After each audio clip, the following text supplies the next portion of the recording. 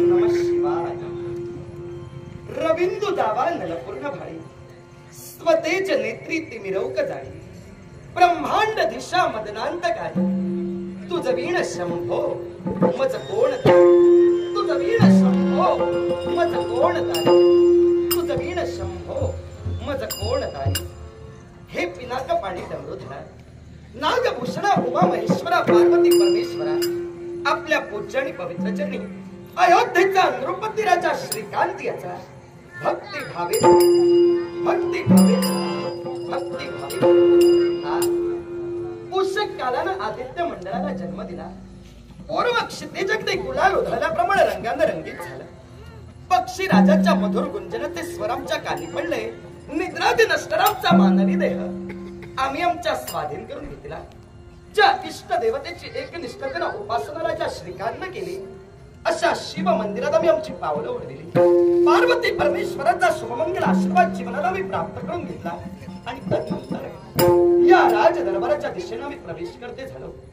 जनतारूपी जनार्दनाच्या मुखातून निघणारी राजा श्रीकांत बद्दलची जय जयकार रूपी वाघेश्वरी ऐकली। मज मानवी जीवन कृतकृतार्थ झाल्याचा भास अंतर्यामी निर्माण झाला। भगवान, मी परिपूर्णरित्या जाणतोय तुझ्या सत्तेने वेदांची बोलणे, सूर्यासी चांगणे तुझिया बने, मेघाने वर्षावे पर्वते बैसावे, वायूने विचरावे सत्ते तुझे। तुझ्या इच्छेशिवाय या विश्वात वृक्षाचं पर्वत होऊ शकत नाही अथवा धुळीचा कणही होऊ शकत नाही। देवा, तुझ्या नामस्मरण योगेची तर दगडाची नाव सुद्धा पाण्यावरून तरंगून गेली। रगरगत्या अग्नीच्या पठारावर शेत पिकू लागली। ते तुझं दैवी प्राबल्य, ते तुझे दैवी बघा। मी एक सर्वसामान्य पामर काय बघणार, तरी सुद्धा बालपणापासून या निर्मळ मनाला शिवभक्तीची गोडी लागावी आणि मी राजा जरी असलो तरी मनाचा निर्धार करावा। इष्ट देवतेची उपासना केल्याशिवाय या अयोध्येच्या माझ्या दयेच्या देवा, तुझ्या आशीर्वादाचा भेद कवच सदोदित माझ्या पृष्ठभागी असावा एवढीच भगवान तुझ्या पवित्र पदकमली राजा श्रीकांत सविनय प्रार्थना, सविनय प्रार्थना, सविनय प्रार्थना। सर्वेश नटला